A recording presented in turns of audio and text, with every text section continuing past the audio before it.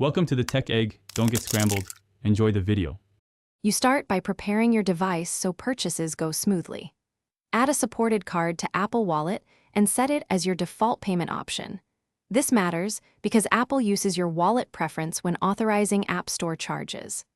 Once done, enable Face ID or Touch ID for fast confirmations and sign into the same Apple ID used for Clash of Clans. Make sure your App Store region matches your Apple ID, and you're online so the in-app purchase flow can proceed without errors.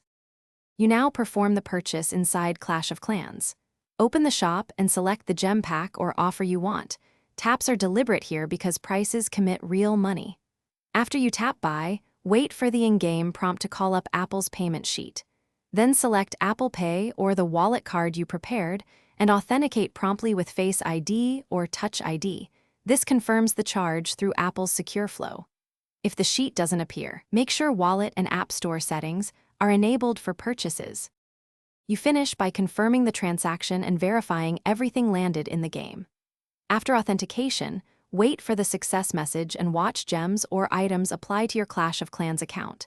Sometimes they appear a few seconds later. Next, check your Apple Wallet or recent transactions and look for an email receipt from Apple to confirm the charge. If items don't show, try restarting the app using Restore Purchases in Settings, and if that fails, contact Apple support with the receipt. This usually resolves billing sync issues. Thanks for watching. Consider subscribing if I helped unscramble your problems.